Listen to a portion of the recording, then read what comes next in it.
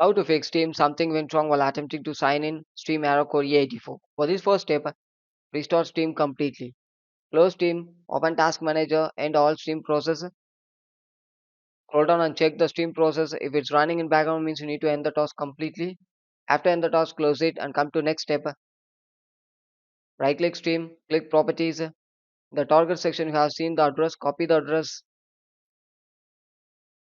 close it and open up, run and paste the address here. After pasting you need to type space slash repair.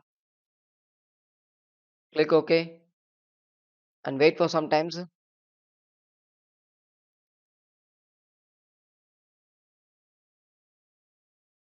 If this step not working means then go with next step. Delete Steam cache. Open up C drive, program files, Steam.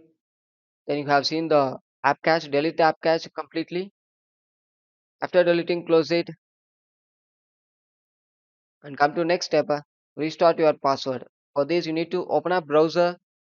In this, go to login screen. Click help. I cannot sign in. Is there? You need to click it. The bottom side and reset your password. Try logging in with your new password. Depends on the support. You can take support and use it. If it's not working, means go with next step. Go with this PC, C drive, program files, Steam, and go to login. Here you have seen the login user is that you need to open with a notepad and check.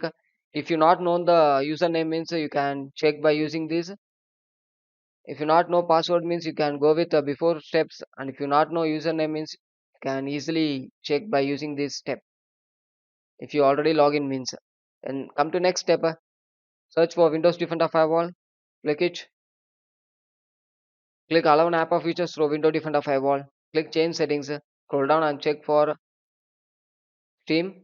Make sure you should enable in both private and public. If it's not enabled means you can enable it. If the application is of not having means you need to click Allow another app.